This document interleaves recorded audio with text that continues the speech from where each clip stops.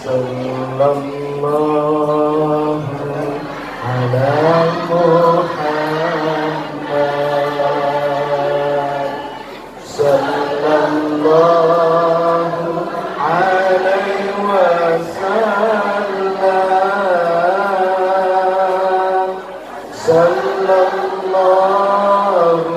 ala Muhammad sallallahu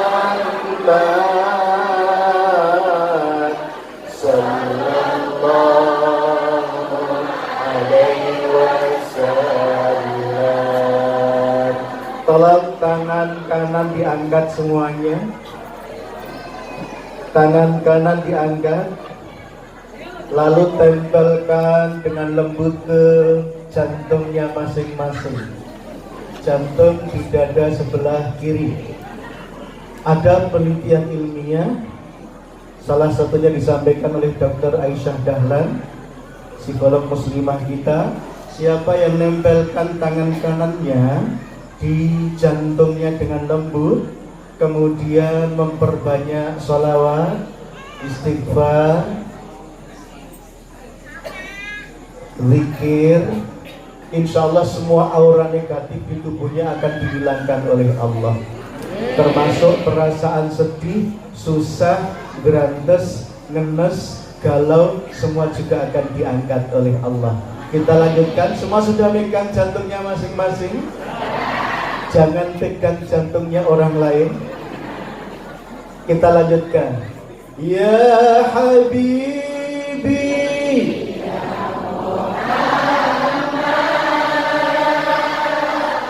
ya arusa khafiqaini, ya Habibi,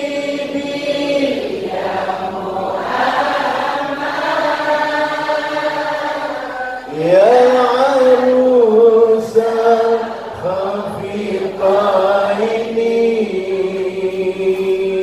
ya mu'ayyad, ya mumajjad, ya imaman iblataini, sallallahu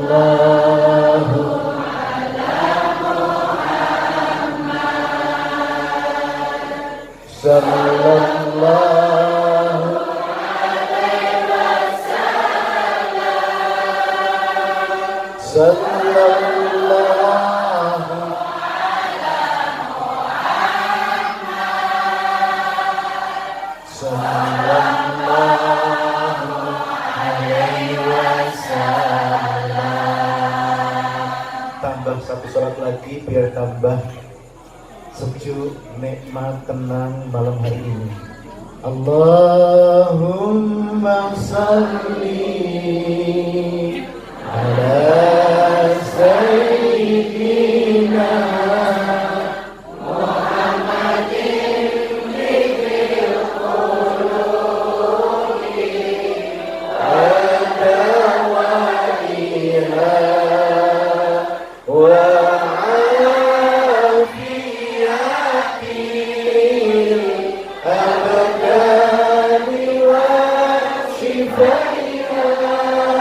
wa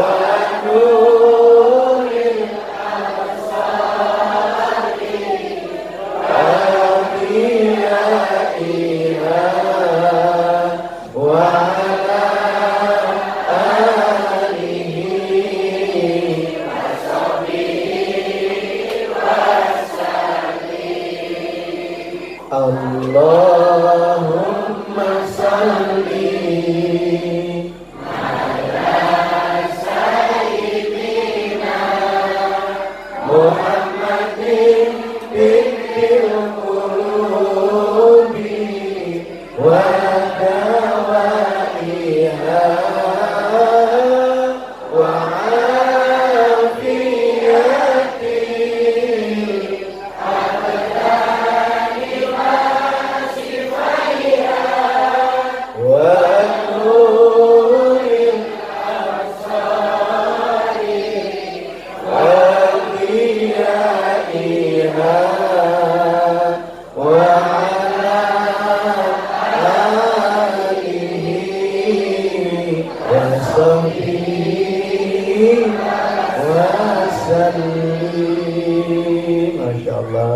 semoga semua aura negatif di tubuh kita dihilangkan oleh Allah, kesedihan, kesusahan semua dihilangkan oleh Allah, dan satu lagi dapat syafaat dari baginda Nabi Muhammad sallallahu alaihi wasallam. Bismillahirrahmanirrahim. Assalamualaikum warahmatullahi wabarakatuh.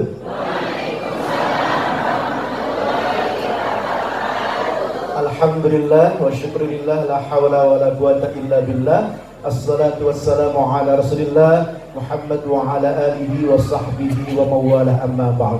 Ikhwan biddin wa akhwatillah rahimakumullah. Wabil khusus para kiai, para alim ulama, para bini sepuh, sesepuh dan disepuh, para ustadz dan ustadzah, para haji dan hajah sekalian. Tak lupa Masya Allah hadir tengah-tengah kita Pak Lurah. Mana Pak Lurah? Masya Allah, yang telah memberikan sambutan yang luar biasa Pak Lurah, dan juga segenap pengurus. Juga saya dengar ada anggota dewan juga yang hadir. Yang mana? Alhamdulillah. Selamat akhi ya. Insya Allah kalau merakyat seperti ini selalu doakan yang baik-baik. Amin ya rabbal alamin. Juga tentu ketua DKM masih tercinta kita yang luar biasa, dan semua jamaah sekalian, Bapak Ibu sekalian, apa kabar semuanya? Alhamdulillah. Mohon maaf, malam ini yang ceramah khusus Ustadz Kiai Haji Fikri Haikal Zainuddin MZ. Saya hanya mewakili tim Safari Dakwah Ustadz Kiai Haji Fikri Haikal Zainuddin MZ, sekaligus mewakili Yayasan Cinta Darul Faton yang memprakarsai Safari Dakwah di Banyumas dan sekitarnya ini. Kenalkan, nama saya Restu Sugiarto. Kalau di TV sering dipanggil Ustadz Cinta. Saya mengasuh program Klinik Cinta Indosiar, Syiar Cinta Indosiar, Indahnya Cinta MNC TV, Taman Cinta, Majelis Cinta MNC Muslim, dan masih banyak lagi. Mengapa dijuluki Ustadz Cinta? Karena saya paling senang membantu menjodohkan yang masih jomblo-jomblo, termasuk duda dan janda. Apakah Randa di sana? Kok ngaku rondo kabeh? Tolong jomblo, janda, duda jangan pulang, kita nikahkan langsung malam ini ya. Karena ini sudah bagus sekali, sudah ada kiai, ada ulama, semuanya menyaksikan ya. Bapak sekalian, singkat cerita, 7 tahun yang lalu saya sempat main film layar lebar tayang di bioskop-bioskop se-Indonesia, judulnya Surga Menanti. Saya main film bersama almarhum Syekh Ali Jabir. Film itu tentang Al-Quran. Setelah main film dengan Syekh Ali Jabir almarhum, saya ditakdirkan membersamai adik-adik beliau keliling Indonesia untuk safari dakwah, melanjutkan impian almarhum Syekh Ali Jabir, yaitu mencetak 1 juta penghafal Al-Quran. Di tahun keempat ini tidak hanya adik-adik dari Syekh Ali Jabir yang kita ajak keliling, tetapi kita mulai mengelilingkan tokoh-tokoh nasional yang sangat diminati oleh masyarakat. Salah satunya adalah Ustadz Kiai Haji Fikri Haikal Zainuddin MZ. Beliau adalah putra kandung almarhum Kiai Haji Zainuddin MZ. Angkat tangan yang cinta dengan almarhum Kiai Haji Zainuddin MZ, yang kangen dengan ceramah beliau. Yang gak cinta boleh pulang. Semua cinta? Semua cinta? Malam ini kita bawakan fotokopinya, karena wajahnya Kiai Fikri dengan abah beliau mirip, suaranya mirip, jalannya mirip, lucunya nggak kalah dengan abah beliau. Tapi ciri khas ceramah beliau dan abah beliau sama, merindukan kita untuk selamat fid dini wad dunya wal akhirah. Maka nanti akan saya terangkan tentang program mencetak 1 juta penghafal Quran setelah kita simak tausiah dari beliau. Sudah siap semuanya? Kalau sudah siap, permintaan saya satu, sebelum beliau tausiah, tolong semua bisa senyum dulu. Orang yang senyum sekali sehari insya Allah masih hidup. Orang yang senyum 10 kali sehari sehat. Orang yang senyum 100 kali sehari seperti olahraga mendayung 10 menit sehat banget. Tetapi yang senyum-senyum 7.000 kali per hari kudu diperiksa. Nah, sehat semuanya? Semangat semuanya? Kita akan langsung simak tausiah dari Ustadz Kiai Haji Fikri Haikal Zainuddin MZ. Untuk itu jangan kemana-mana, ikuti yang satu ini.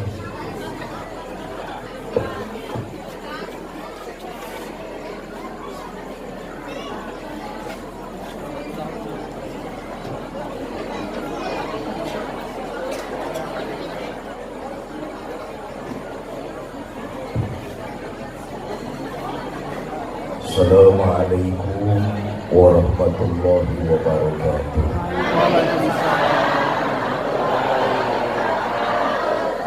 Alhamdulillah, salatu wassalamu ala rasulillah, amma ba'du.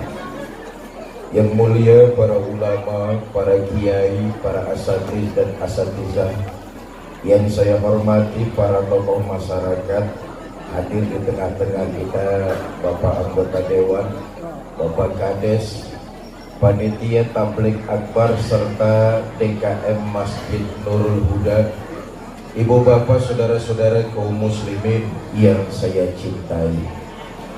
Alhamdulillah berkat izin dari Allah, malam ini kita dapat bertemu dan berkumpul. Mudah-mudahan pertemuan kita malam ini mendapat curahan rahmah dan berkah dari Allah Subhanahu wa ta'ala. Salawat dan salam selalu kita curahkan pada junjungan kita baginda Nabi besar Muhammad sallallahu alaihi wasallam, dengan harapan kelak di yaumil akhir semua kita yang hadir malam ini mendapat syafaat dari Nabi kita Muhammad sallallahu alaihi wasallam.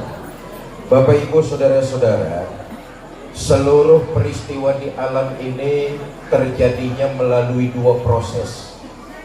Ada yang disebut proses kauniyah, ada yang disebut proses ilahiyah.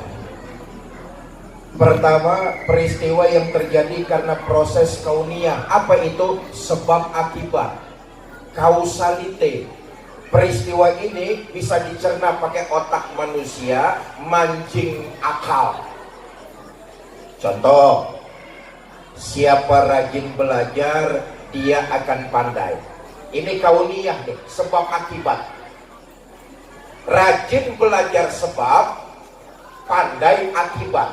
Itu disebut prosesnya kauniyah.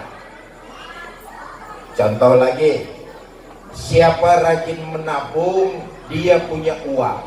Peristiwa ini disebut kauniyah, sebab akibat.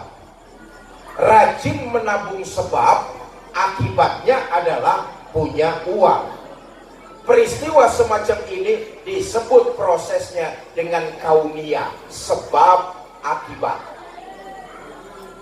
Tapi nggak semua peristiwa di alam ini bisa mancing akal. Nggak semua peristiwa di alam ini bisa dicerna pakai otak manusia. Kenapa? Ada proses yang kedua, yaitu proses ilahiyah. Apa ilahiyah itu? Kemauan Allah. Kalau Allah yang mau, segalanya serba mudah. Nggak ada yang susah menurut Allah. Betul apa tidak? Maka otak manusia harus tahu diri. Akal manusia harus tahu diri. Enggak seluruh peristiwa bisa dicerna pakai otak manusia. Kenapa? Itu urusan Allah. Kalau Allah yang mau, segalanya pasti akan terjadi. Iza arada syai'an ayyakula lahu. Contoh, dia minta tolong soundnya nih, echonya matikan saja nih Pak. Echonya dimatikan, volumenya besarkan sedikit.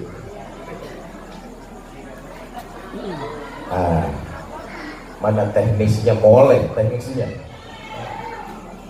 Echonya dimatikan saja Mas, volumenya dibesarkan. Cek 1 2. Nah, volumenya besarkan sedikit lagi. Bapak Ibu saudara-saudara, sampai mana saya tadi ngomongnya? Kalau Allah yang berkehendak, otak nggak bisa mencerna. Betul? Contoh nih, contoh. Sepanjang sejarah kita baca, Siti Maryam nggak pernah punya suami. Betul apa tidak? Tapi Allah mau Siti Maryam hamil melahirkan Nabi Isa. Walaupun nggak pernah punya suami, tapi Allah yang mau Siti Maryam hamil melahirkan Nabi Isa. Ini proses ilahiyah nih.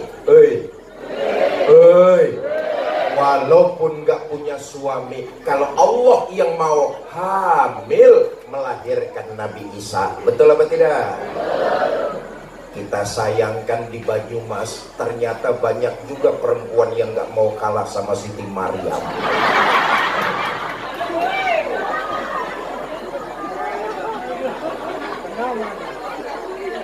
Contoh lagi nih, contoh lagi.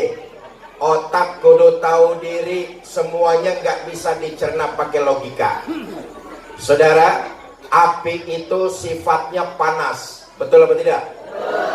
Tapi buat Allah api itu netral. Netral bagaimana? Ya terserah maunya Allah. Kalau Allah mau api panas ya panas, kalau Allah mau api dingin ya dingin. Panas dan dinginnya api bukan untuk Allah, tapi untuk kita para makhluk. Betul apa tidak? Waktu Nabi Ibrahim dilemparkan ke dalam kobaran api yang menggunung, Allah memerintahkan kepada api, ya naru kuni bardan wa salaman ala Ibrahim. Hai api, dinginlah kamu, selamatkan Ibrahim. Walhasil Nabi Ibrahim keluar dari kobaran api, sekujur badannya sedikit pun nggak kebakar dengan api. Kenapa? Api nurut perintah Allah. Oh, jangan-jangan Nabi Ibrahim nggak kebakar gara-gara ngamalin ayat yang tadi kali. Cobain. Ntar selesai pengajian dari Masjid Nurul Huda, saudara kembali pulang ke rumah masing-masing, langsung ke dapur, nyalain kompor. Baca ayat ini 3 kali. Ya naru kuni bardan wasalaman ala Ibrahim. Nangkring di atas kompor, insya Allah gosong.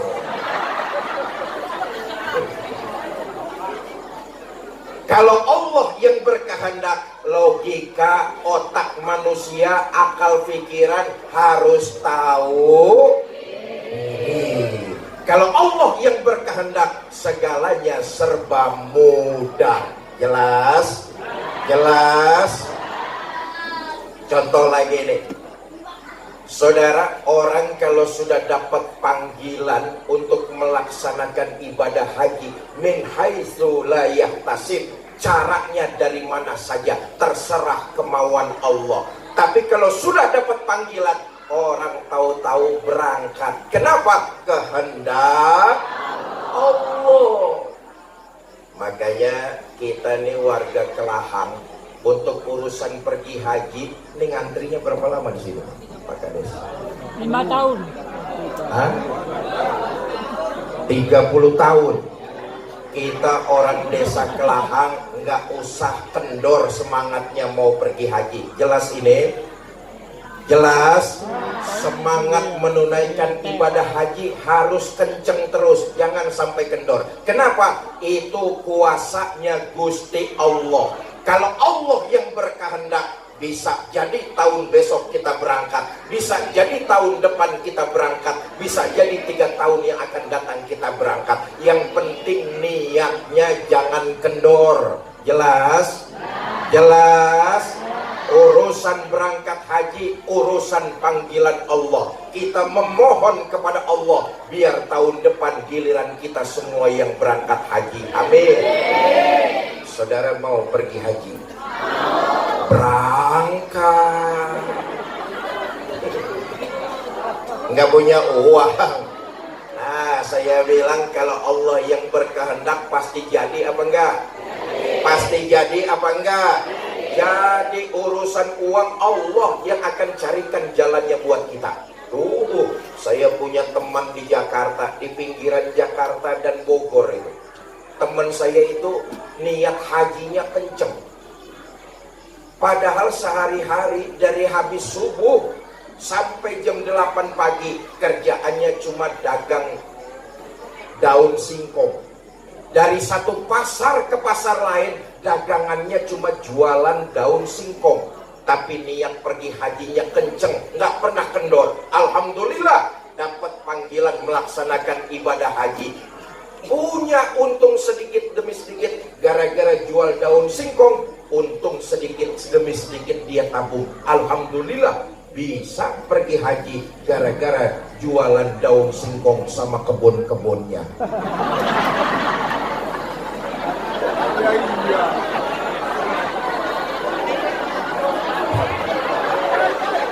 karuan. Podo wae.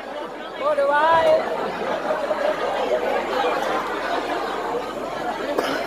Nah, Bapak Ibu, saudara-saudara, yang ingin saya sampaikan, kehendak Allah itu orang-orang yang beriman meyakini bahwa seluruhnya ada campur tangan Allah. Betul apa tidak?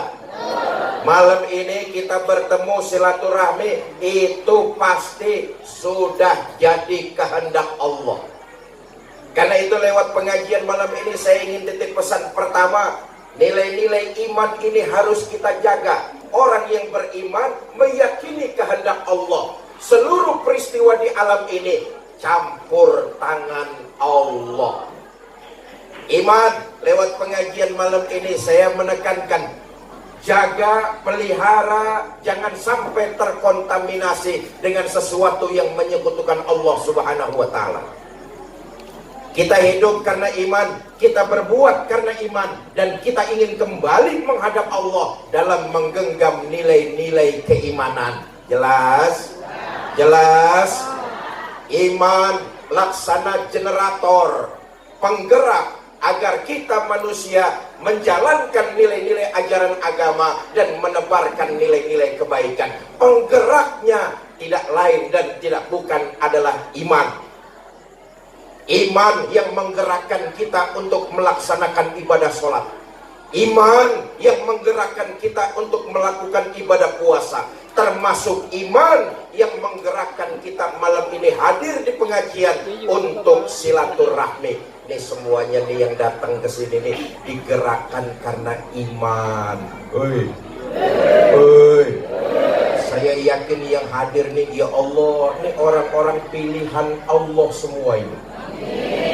Mukhtar, orang-orang yang jadi pilihan Allah. Ayo lihat berapa banyak saudara-saudara kita di tempat lain yang oleh Allah diberikan karunia sehat, karunia waktu yang senggang, tapi imannya nggak terpanggil untuk datang ke tempat sini. Kita yang datang malam ini beruntung, Allah takdirkan iman jadi penggerak kita datang ke tempat-tempat kebaikan semacam ini. Ini orang-orang pilihan semua. Ini yang datang malam ini ada nggak 100 orang? 200 orang? 300 orang? 3.000 orang? Campur yang goib di sawah-sawah. Karena itu iman adalah penggerak kita. Landasannya adalah nilai keimanan, mencari keridhaan Allah Subhanahu wa Ta'ala. Iman yang menggerakkan kita untuk berbuat baik. Nih saudara-saudara ini datang ke sini nih, mudah-mudahan dicatat sebagai sebuah ibadah dan dilipat gandakan pahalanya. Kenapa? Penggeraknya iman datang ke sini mencari keridhaan Allah. Betul apa tidak? Saya tanya, Bu, Ibu datang ke sini nih mencari keridhaan Allah apa cuma mau lihat Fikri Zainuddin MZ? Dua-dua.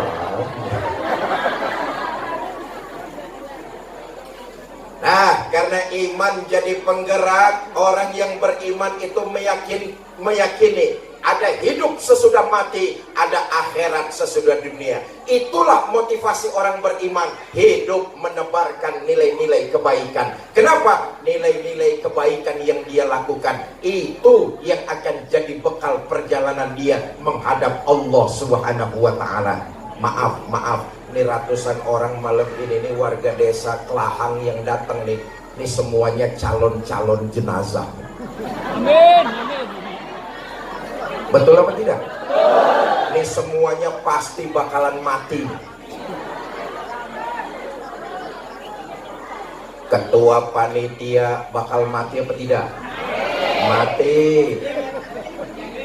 Ketua RT bakal mati apa tidak? Mati. Dewan bakal mati apa enggak? Mati. Kades bakal mati apa enggak? Mati. Saya yang lagi duduk di sini bakal mati apa tidak?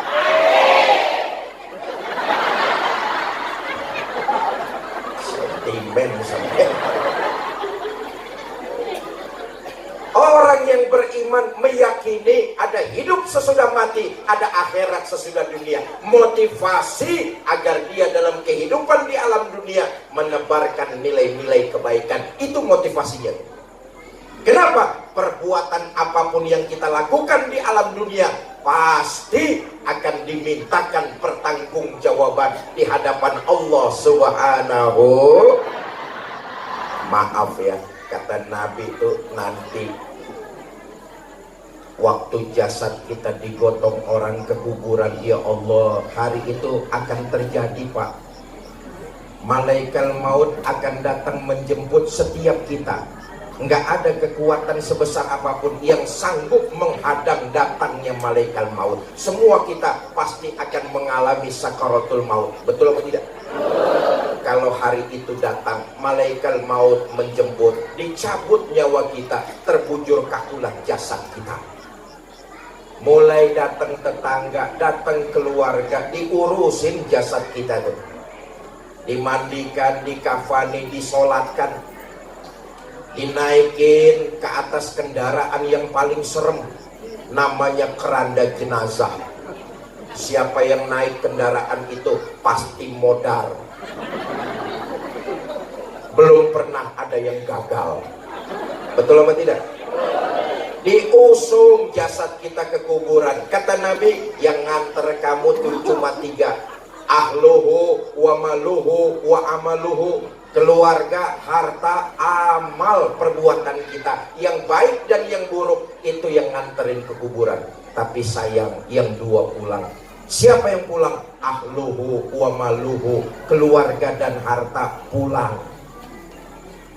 Harta yang kita cari siang, malam, pagi, sore, boleh jadi rumah megah, mobil mewah, puluhan hektar sawah, uang bergelimang di bank maupun di rumah, semua hanya akan kita tinggalkan saja. Boleh jadi itu akan jadi rebutan ahli waris kita saja. Betul apa tidak? Keluarga yang bagaimanapun katanya sayang benar sama kita, hari itu nggak bakalan mau nemenin kita di dalam kubur. Pak,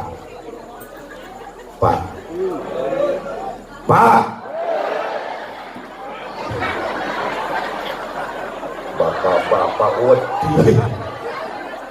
Maaf loh Pak, maaf nih kalau bapak-bapak mati duluan, jangan mengharap istri mau nemani masuk ke dalam. Bagaimanapun cintanya istri, manis di bibir gak sesuai dengan kenyataan. Jasad kita suami diturunin orang ke dalam kubur, ditutup pakai papan, diuruk dengan tanah. Paling istri cuma berdiri di tepian kubur, berlinang air mata sambil berkata, "Mas, sampai sini saja saya ngantar, mudah-mudahan sampean betah di dalam. Nggak usah naik-naik lagi, Mas." Betul apa tidak? Bagaimanapun cintanya istri, dia nggak bakalan mau nemani. Bu, sekarang kalau ibu-ibu mati duluan, jangan mengharap suami mau nemani masuk ke dalam. Apa suami nggak sedih ditinggal mati istri? Ibu jangan salah sangka, kami ini para suami tentulah bersedih ditinggal mati istri. Kenapa? Buat kami para suami, istri adalah belahan jiwa, pelipur lara.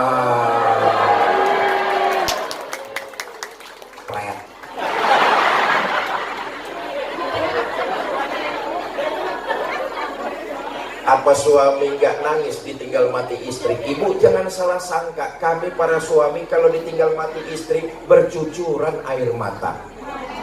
Mata yang kanan, mata yang kiri melotot nyari mana gantinya ini. Nyatalah yang mengikuti kita masuk ke dalam kubur adalah amalan perbuatan kita. Yang baik dan yang buruk itu yang akan nemani jadi bekal perjalanan kita. Orang beriman meyakini ada akhirat sesudah dunia, ada hidup sesudah mati. Motivasi dia menebarkan nilai-nilai kebaikan. Bu,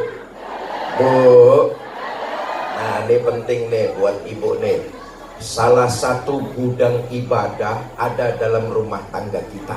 Itu nilai kebaikannya akeh, banyak. Itu salah satu gudangnya. Contoh, istri taat kepada suami sepanjang suami tidak melanggar perintah Allah. Itu ibadah tuh. Bu, mau kemana-mana izin sama suaminya, cium tangan suaminya. Tadi mau ngaji izin gak sama suaminya? Cium tangan suaminya.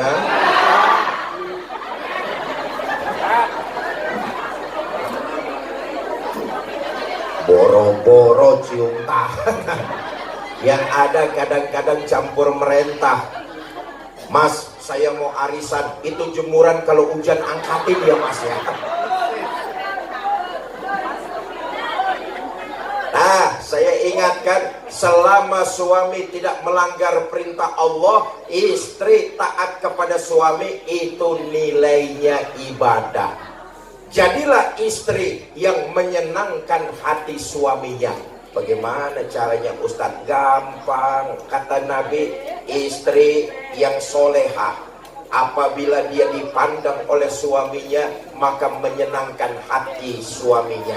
Itu kategori istri soleha. Bu, dengerin, jangan belaga budek. Apabila dipandang suaminya, dia menyenangkan hati dan perasaan suaminya. Kalau suaminya ada di rumah, dandan yang cantik, pakai wangi-wangian. Oi, nih maaf ya, maaf. Ibu-ibu kita kalau pakai wangi-wangian lebih banyak keluar rumah ketimbang di dalam rumah. Ayo ngaku. Kita pengen anak-anak kita. Wow.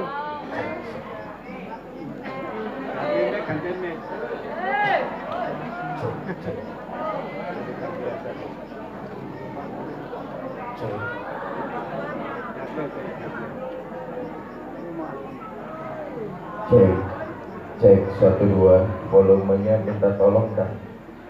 Cek 1 2, cek. Dah. Pak Kades, mohon maaf, soalnya udah lunas belum Pak Kades? Kredit masih. Kita semua pengen anak-anak kita pinter, betul apa tidak? Isi otaknya dengan berbagai macam ilmu pengetahuan. Artinya sekolahkan anak-anak kita yang tinggi. Bu, sekolahin anak biar tinggi, jangan cuma gede-gelang digedein.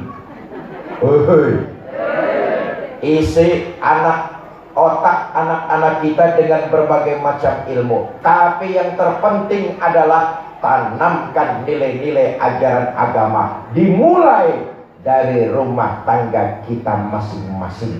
Kalau ini yang kita lakukan sejak sekarang dan seterusnya, insya Allah desa Kelahar akan menciptakan, melahirkan generasi-generasi yang cakap dalam otak tapi juga kuat dalam keyakinan. Amin ya rabbal.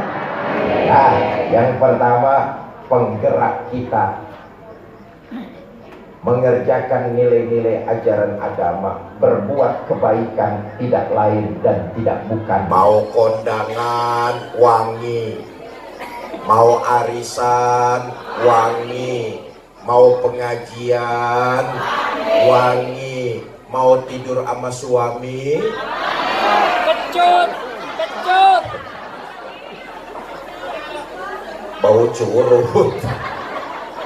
Mentang-mentang mau tidur sama suami, kaki bau minyak tawon, badan bau remason, naik ke leher bau autan. Bapak ibu saudara-saudara kaum muslimin yang saya cintai,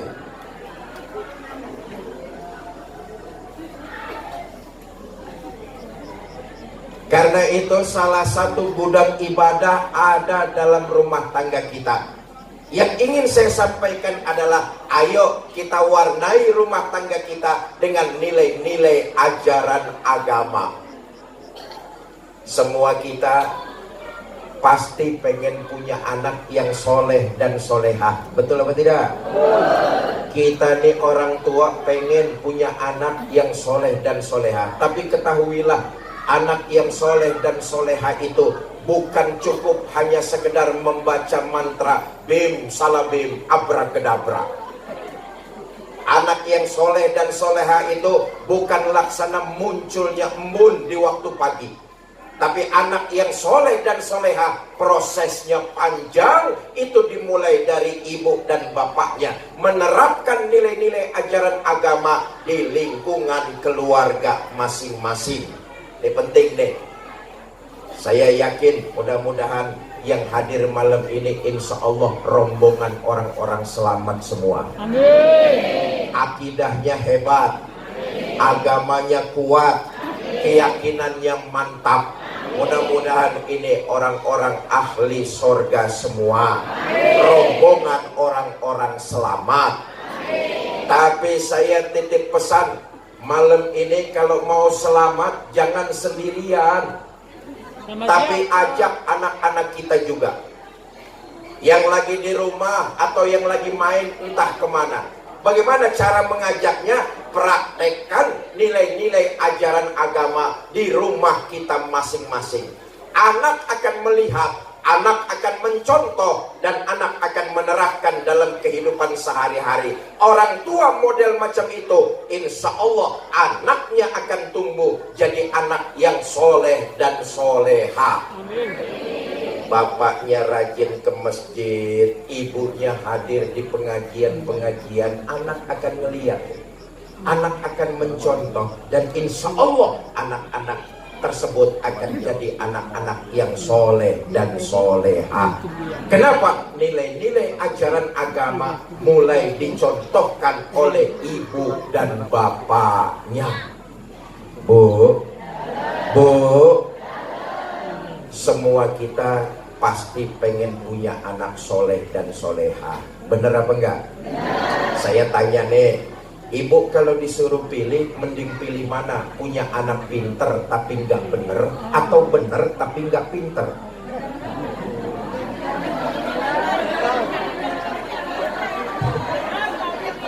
Idealnya pinter juga bener, betul? Ayo sekarang kita lihat. Untuk pintar, isi otaknya jangan berbagai macam ilmu pengetahuan. Untuk benar, tanamkan nilai-nilai ajaran agama ke dalam hatinya yang mantap. Dimulai dari mana? Dari lingkungan keluarga kita masing-masing. Sekarang kita lihat di tengah masyarakat Indonesia, insya Allah nggak bakalan kekurangan orang pinter. Tiap tahun universitas di Indonesia melahirkan puluhan ribu bahkan ratusan ribu para sarjana. Betul apa tidak? Tapi yang dibutuhkan Indonesia sekarang ini bukan cuma pinter, tapi lebih dari itu adalah benar. Sebab sekarang ini di Indonesia lebih banyak orang pinter, tapi sayang sedikit yang benar. Makanya Pak Prabowo waktu dilantik, beliau mencanangkan ingin memberantas perilaku-perilaku korupsi. Saudara, yang melakukan korupsi itu orang pinter, tapi sayang nggak bener. Disuruh ngurusin hutan malah jadi orang hutan. Disuruh ngurusin laut malah jadi bajak laut. Disuruh ngurusin beras malah nimbun beras. Akibatnya harga-harga naik, yang sengsara adalah rakyat kecil. Wis menang toh. Pinter, tapi saya nggak bener. Makanya Pak Prabowo waktu dilantik jadi presiden, beliau ingin sekali memberantas perilaku korupsi. Bahkan kata Pak Prabowo, korupsi itu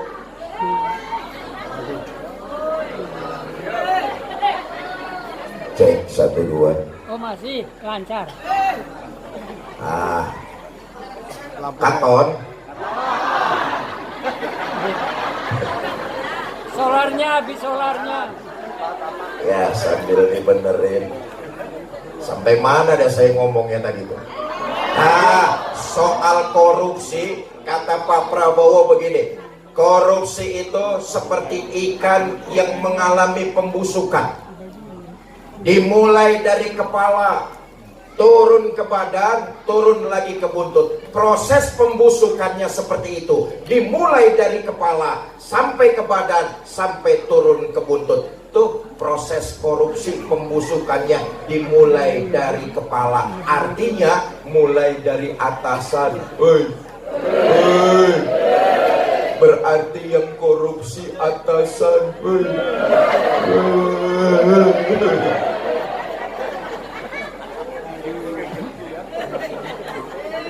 Bansos buat rakyat begitu turun disunat, turun lagi disunat, turun lagi disunat, sampai ke rakyat tetelan.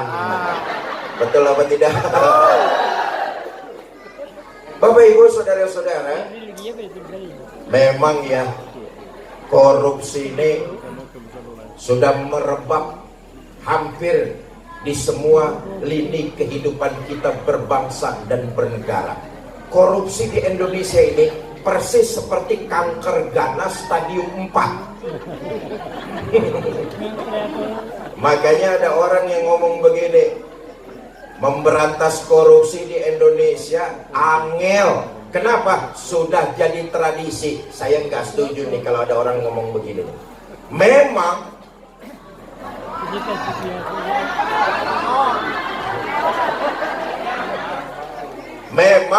korupsi itu sudah jadi penyakit akut. Tapi kita alhamdulillah pemerintah sekarang ada kemauan yang kuat memberantas korupsi. Masih ada harapan besar. Indonesia itu tradisinya baik-baik kok. Indonesia itu budayanya baik-baik. Korupsi bukan tradisi dan budaya bangsa Indonesia. Betul? Memang ini penyakit akut. Bukan cuma tugas polisi, bukan cuma tugas jaksa, bukan cuma tugas hakim, tapi tugas kita seluruh bangsa Indonesia untuk mengawasi supaya duit negara jangan selalu dijadikan bancakan. Jelas? Sampai-sampai soal angelnya dan beratnya korupsi di Indonesia. Ada anekdot, saudara. Di akhirat, penduduk sorga dengan penghuni neraka musyawarah. Mereka sepakat ingin membangun jembatan yang menghubungi antara sorga dengan neraka. Apa tujuannya? Agar bisa silaturahmi. Yang kedua, biar mudah saling mengunjungi. Maka sepakat dalam otak, tapi juga kuat dalam keyakinan. Amin ya Rabbal. Nah, yang pertama, penggerak kita mengerjakan nilai-nilai ajaran agama, berbuat kebaikan, tidak lain dan tidak bukan adalah iman. Jaga iman ini, pelihara dan tingkatkan kualitasnya. Jangan sampai iman yang ada di dalam diri kita tercampur dengan sesuatu yang menyekutukan Allah Subhanahu. Bapak Ibu, warga desa Kelahang mau meningkatkan kualitas iman? Mau mengerjakan syariat agama? Mau hidup menebarkan kebaikan? Saya tes. Malam ini tebarkan kebaikan bersama dengan saya. Saudara-saudara mau ikut bersedekah? Bawa uang berapa? 2.000.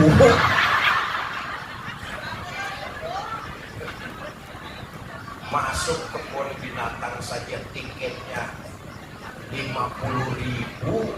Itu lihat monyet. Masa lihat Fikri Zainuddin MZ 2.000, Rongewu, mahalan monyet ketimbang saya. Kita tahulah amalan sedekah itu kan yang penting ikhlasnya. Betul apa tidak? Soal besarnya mah nomor 1. Buat apa sedekah kecil kalau nggak ikhlas? Mendingan sedekah besar tapi ikhlas. Kita mau rekreasi ke Gunung Dieng, bawa uang 2 juta, masih khawatir takut kurang. Betul apa tidak? Ini semuanya nih mau ke akhirat, nggak bawa uang, nekat. Ya sudah, yang nggak bawa uang kelupaan nggak apa-apa. Nanti petugas kotak amal nginter sampai depan ibu pinjem dulu sama tetangga sebelahnya. Kalau tetangganya sama-sama nggak bawa uang juga, ya wes ora apa-apa. Ibu pura-pura saja masukin tangan ibu ke dalam kotak amal. Tapi jangan ngambil yang di dalam, nggak nyumbang, ambil lagi. Mana petugas? Sudah siap? Dimulai dari saya dulu sini.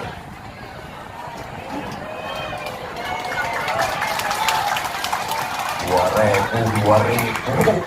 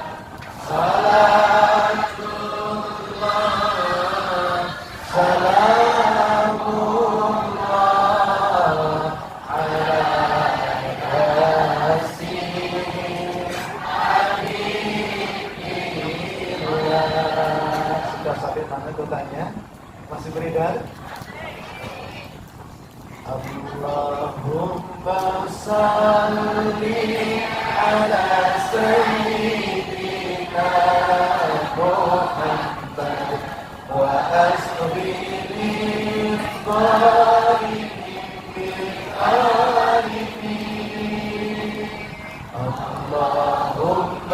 salli ala sayyidina Muhammad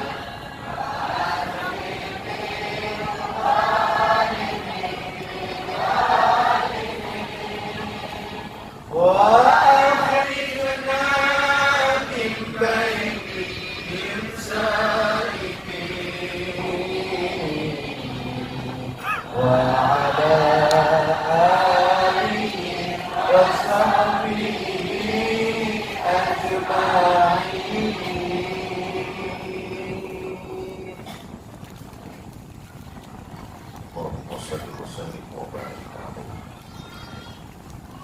Iman yang menggerakkan kita untuk terus melakukan amalan kebaikan, salah satunya adalah sedekah.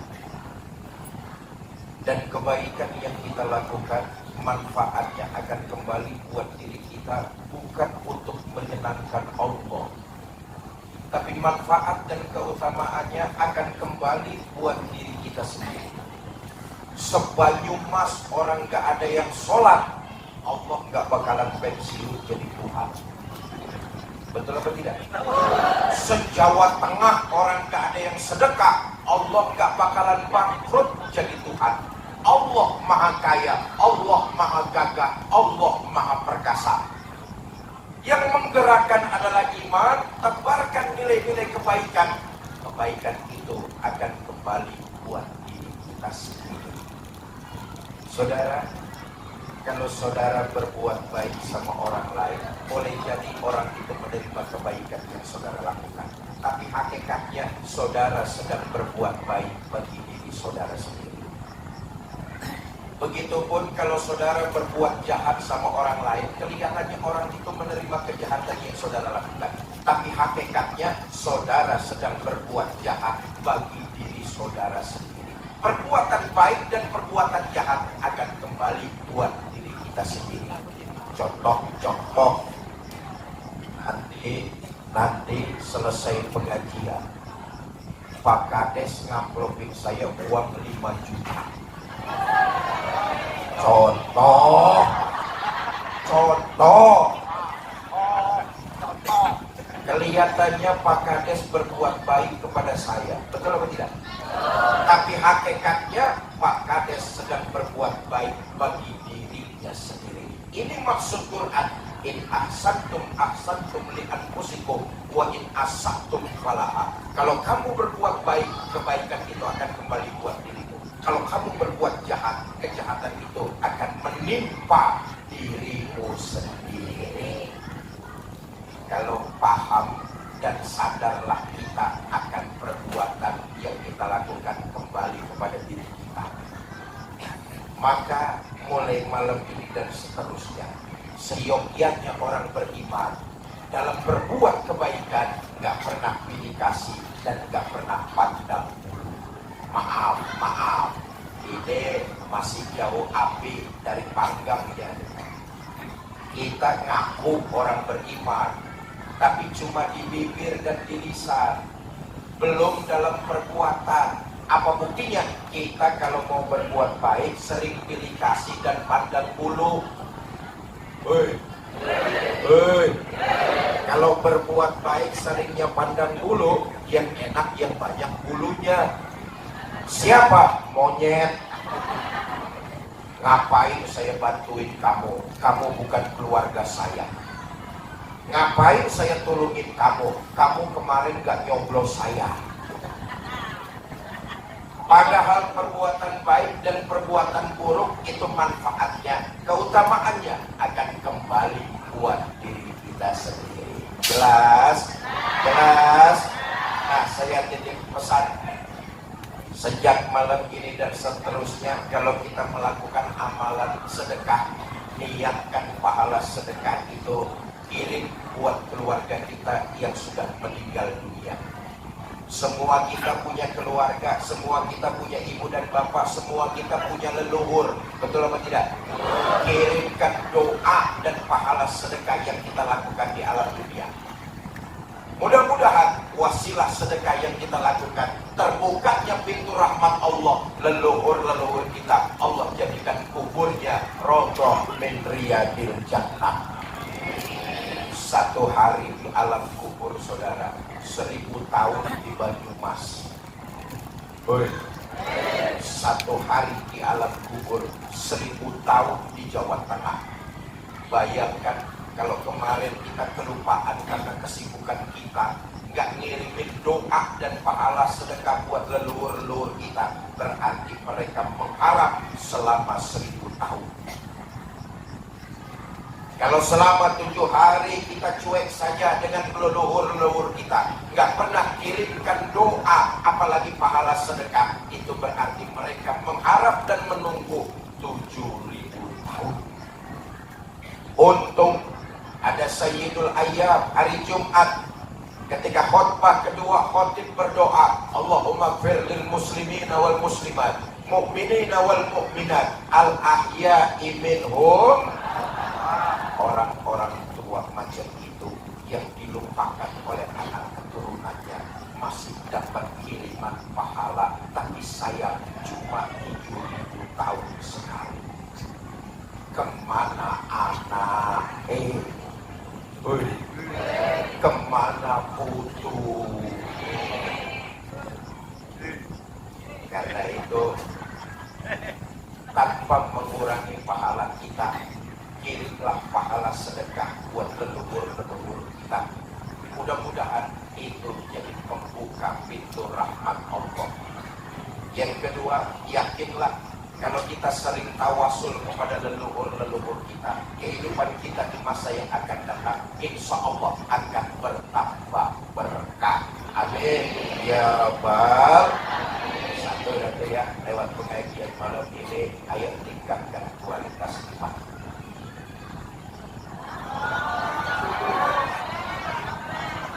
Saya cuma melihat jam doang. Ini pidatonya di sini sampai jam berapa Pak Dewan? Jam 1. Gak bayar nawar sampai jam 1. Yang kedua, saya titip pesan melalui pengajian tabligh akbar malam ini, kita khususnya masyarakat Banyumas, umumnya warga negara Indonesia, sudah selesai melaksanakan pesta demokrasi. Betul atau tidak? Pemilihan bupati, wali kota, dan gubernur sudah selesai. Tanggal 27 kemarin kita hadir ke TPS untuk menyalurkan pilihan aspirasi kita. Nah, saya ingin titip pesan, pesta sudah selesai. Sekarang kembalilah warga Banyumas bergandengan tangan, karena membangun Banyumas tercinta nggak bisa sendirian saja, nggak bisa satu kelompok saja. Ini diperlukan kerjasama seluruh masyarakat yang ada di Banyumas itu sendiri. Kalau kemarin kita berbeda pilihan sama tetangga, sama saudara, sudah lewat. Siapapun nanti yang terpilih jadi pemimpin, jadi bupati, dia harus mengayomi seluruh masyarakat Banyumas. Maka kita warga Banyumas harus bergandengan tangan, bahu-membahu, membangun desa, membangun kecamatan, membangun kabupaten tercinta kita.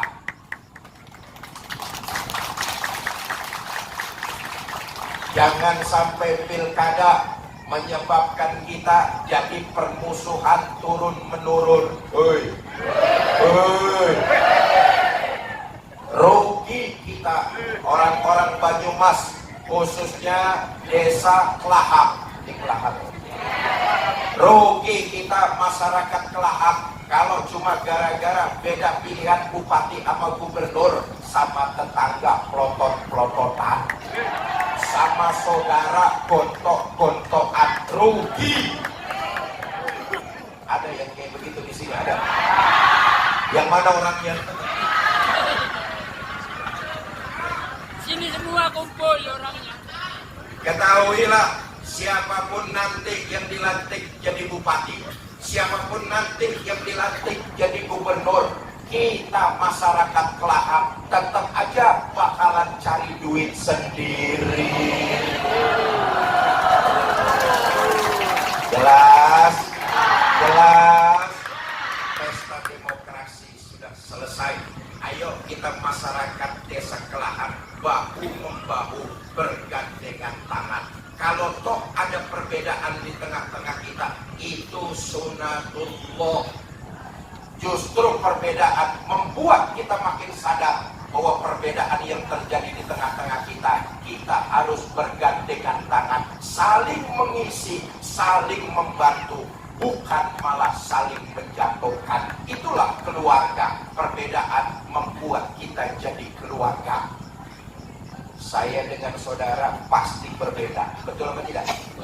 Saudara ada yang lahir di Banyumas, ada yang lahir di Cilacap, ada yang lahir di Brebes, ada yang lahir di Jakarta, Majenang.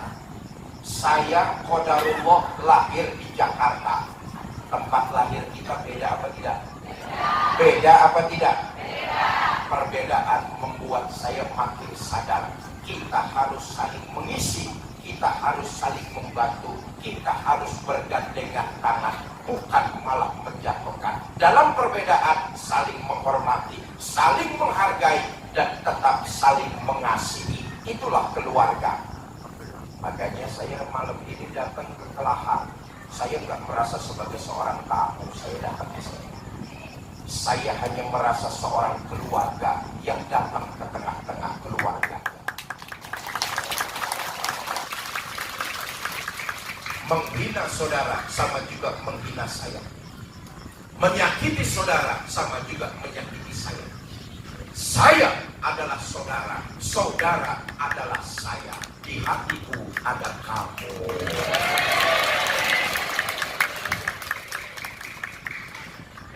Masjid Nurul Huda mengajarkan kepada kita, perbedaan hendaknya membuat kita makin sadar untuk terus menggalang kerukunan, persatuan, dan kebersamaan. Rumah kita pasti arahnya berbeda-beda. Rumah saudara ada yang menghadap arah barat, timur, utara, selatan. Betul atau tidak? Tapi ketika kita hendak melaksanakan sholat berjamaah di Masjid Nurul Huda, walaupun kita datang dari berbagai macam arah, semua kita masuk ke dalam masjid menghadap arah yang sama, ke barat, membaca bacaan yang sama, mengikuti tuntunan Nabi yang sama, menyembah Allah Tuhan yang sama. Artinya dalam perbedaan kita harus saling menghormati, menghargai, dan tetap mengasihi. Kita adalah keluarga. Sebagai sesama anak bangsa, kita juga pasti berbeda. Suku, bahasa, keyakinan, dan agama pasti berbeda-beda. Betul apa tidak? Tapi walaupun kita berbeda suku, bahasa, dan agama, kita sudah diikat menjadi keluarga. Dengan apa? Tali Bhinneka Tunggal Ika. Semua kita lahir di atas pangkuan Ibu Pertiwi.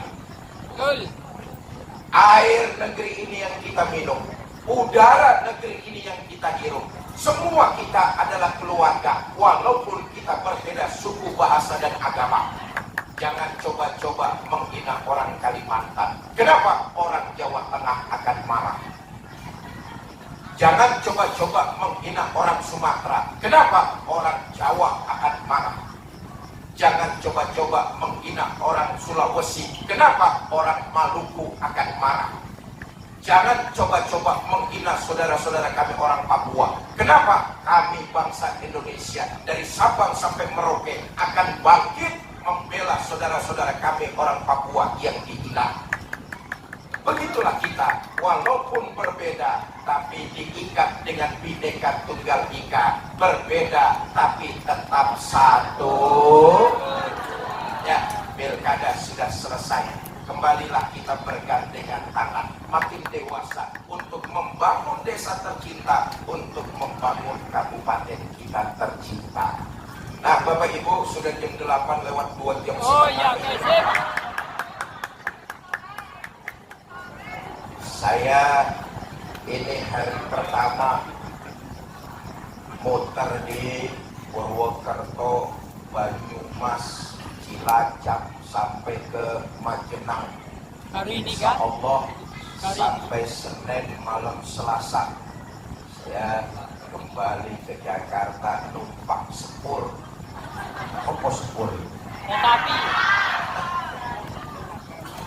Alhamdulillah malam ini silaturahmi kita terjalin berkat kerjasama tokoh masyarakat di desa Kelahap, DKM Masjid Nurul Huda, dan teman-teman dari Yayasan Cinta Darul Faton. Yayasan ini mengusung program yaitu mencetak 1 juta penghafal Al-Quran. Saudara, program ini bukan program khayalan, ini program realistis. Kenapa? Ayo lihat data statistik penduduk Indonesia. Penduduk Indonesia ini menurut data statistik 275 juta jiwa lebih. Betul apa tidak? Mayoritas beragama Islam 87%. Kira-kira 225 juta jiwa itu yang beragama Islam. Kalau mencetak 1 juta penghafal Al-Quran, modalnya 225 juta jiwa, rasa-rasanya kalau kita umat Islam dari Sabang sampai Merauke saling membantu, bahu-membahu, bergandengan tangan, 1 juta penghafal Al-Quran akan segera terrealisasi di negara Indonesia.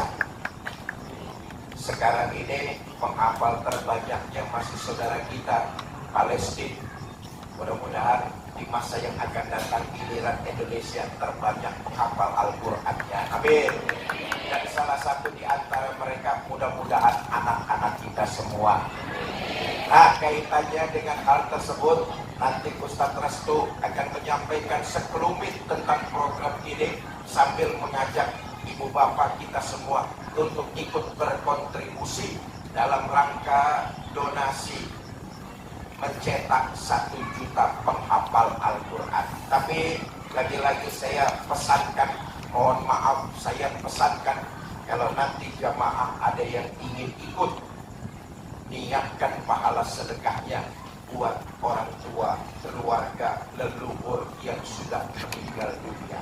Hakul yakin akan sampai kepada mereka dan mereka senangnya luar biasa. Insya Allah saya yakin kehidupan kita di masa-masa yang akan datang akan jauh lebih bertambah berkah lagi. Wassalatu wassalamu ala sayyidina Muhammad wa ala alihi wa sahbihi ajma'in. Allahumma ya muyassir kulli asir, yassir alaina kulli asir, fa tafsirul asir alayka yasir. Allahumma ma la yahtaju ila al-bayan wa tafsir, hajatuna ilaika kathir, wa anta alimun biha wa basir. Allahumma ighfir lahum warhamhum wa'afihim wa'fu anhum waj'alil jannata maswahum wa akrim nuzulahum wa wasi' madkhalahum wa nawwir quburahum bi rahmatika ya arhamar rahimin. Allahumma arinal haqqa haqqan warzuqna ittiba'ah wa arinal batila batila warzuqna ijtinabah. Rabbi ighfir lana wa liwalidayna warhamhuma kama rabbayana shaghira wa li jami'il muslimina wal muslimat wal mu'minina wal mu'minat al ahya'i minhum wal amwat. Rabbana atina fid dunya hasanah wa fil akhirati hasanah wa qina azabannar. Wa sallallahu ala sayyidina Muhammad wa ala alihi wa sahbihi wa sallam wa akhiru da'wana alhamdulillahi rabbil alamin. Ini saja yang dapat saya sampaikan, mudah-mudahan ada manfaat, lebih kurang saya mohon maaf. Wallahul muwaffiq ila aqwamit thariq. Assalamualaikum warahmatullahi wabarakatuh.